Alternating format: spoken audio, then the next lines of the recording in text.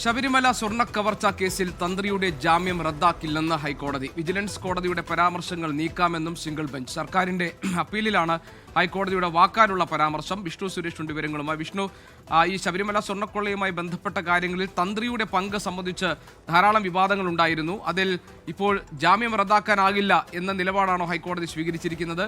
എന്താണ് കോടതിയിൽ സർക്കാർ ആവശ്യപ്പെട്ടത്? എന്തൊക്കെ പരാമർശങ്ങളാണ് കോടതി നടത്തിയത്? ശബരിമല സ്വർണ്ണക്കൊള്ള കേസുമായി ബന്ധപ്പെട്ട് തന്ത്രിക്ക് ജാമ്യം അനുവദിച്ച ഉത്തരവിലാണ് SITക്ക് തിരിച്ചടി ഉണ്ടാക്കുന്ന രീതിയിൽ കൊല്ലം വിജിലൻസ് കോടതിയുടെ ഭാഗത്ത് ചില പരാമർശങ്ങൾ ഉണ്ടായത്. തന്ത്രിക്കെതിരെ തെളിവിന്റെ കണിക പോലും ഇല്ലായിരുന്നു എന്നുള്ളതായിരുന്നു ആ പരാമർശം.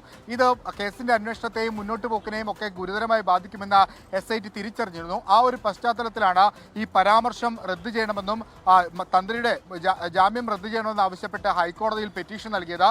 നേരത്തെ ഈ സർക്കാരിന്റെ അപ്പീൽ പരിഗണിക്കുന്ന ഘട്ടത്തിൽ ഹർജി പരിഗണിക്കുന്ന ഘട്ടത്തിൽ തന്ത്രിക്കെതിരെ തന്ത്രിയുമായി ബന്ധപ്പെട്ട് തന്ത്രിക്ക് അനുകൂലമായി വിജിലൻസ് കോടതി നടത്തിയ പരാമർശങ്ങൾ താൽക്കാലികമായി സ്റ്റേ ചെയ്തിരുന്നു. പക്ഷേ തന്ത്രിയുടെ ജാമ്യം റദ്ദു ചെയ്യാനാകില്ല എന്നിപ്പോൾ ജസ്റ്റിസ് ബദറുദ്ദീന്റെ ബെഞ്ച് വാക്കാൽ പരാമർശം നടത്തിയിരിക്കുകയാണ്. തന്ത്രി കണ്ഠരര് രാജീവരുടെ ജാമ്യം റദ്ദാക്കില്ലെന്നാണ് കോടതി വാക്കാൽ പറഞ്ഞിട്ടുള്ളത്. വിജിലൻസ് കോടതിയുടെ പരാമർശങ്ങൾ നീക്കാമെന്ന് സിംഗിൾ ബെഞ്ച് പറഞ്ഞിട്ടുണ്ട്. അതായത് സർക്കാരിന്റെ അപ്പീൽ ബുധനാഴ്ചത്തേക്ക് പരിഗണിക്കാൻ മാറ്റിയിട്ടുണ്ട്. ഒരേ സമയം സർക്കാരിന് ആശ്വാസവും അതോടൊപ്പം തന്നെ SITക്ക് തിരിച്ചടിയുമുണ്ട്. അതായത് ജാമ്യം റദ്ദു ചെയ്യണമെന്ന ആവശ്യം അംഗീകരിക്കില്ല എന്ന് വാക്കാൽ പറഞ്ഞിട്ടുണ്ട്.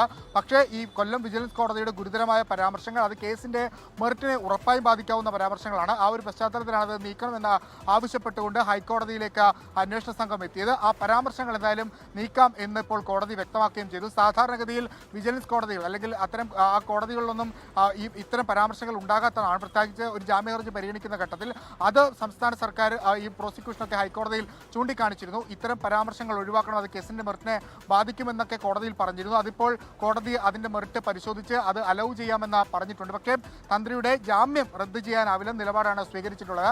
അതിൽ സാങ്കേതികപരമായ പ്രശ്നമുള്ളത് തന്ത്രിയുടെ ജാമ്യം റദ്ദു ചെയ്യുക അല്ലെങ്കിൽ ഈ പരാമർശം നീക്കം ചെയ്യുക എന്ന് മാത്രമായ ഒരു പെറ്റീഷൻ സർക്കാരിന് കൊടുക്കാനാകില്ല. ജാമ്യം റദ്ദു ചെയ്യണമെന്ന പെറ്റീഷന്റെ ഭാഗമായി മാത്രമേ ഇത്തരത്തിൽ പരാമർശങ്ങൾ റദ്ദു ചെയ്യണം എന്നൊരു ആവശ്യം മുന്നോട്ട് വെക്കാൻ പറ്റുകയുള്ളൂ. ആ ഒരു പശ്ചാത്തലത്തിലാണ് ജാമ്യം റദ്ദു ചെയ്യണമെന്ന ഒരു പെറ്റീഷൻ ഹൈക്കോടതിയിൽ നൽകിയിട്ടുള്ളത്. SIT എന്തായാലും അവർ വിചാരിച്ച കാര്യം ഇപ്പോൾ നടന്നിട്ടുണ്ട്. പക്ഷേ അതൊരു ഉത്തരവായി പുറത്തിറങ്ങിയിട്ടില്ല. അത് ബുധനാഴ്ചയായിരിക്കും അതുമായി ബന്ധപ്പെട്ടുള്ള വിശദമായ കാര്യങ്ങളിലേക്ക് കടക്കുക എന്നാണ് നമുക്ക് ലഭ്യമാകുന്ന വിവരം. തന്ത്രിയെ സംബന്ധിച്ച് ആശ്വാസമുള്ള നടപടിയാണ് കോടതിയുടെ വാക്കാൽ പരാമർശം. GK. ശരി, വിഷ്ണു സുരേഷാണ് വിവരങ്ങൾ നൽകിയത്.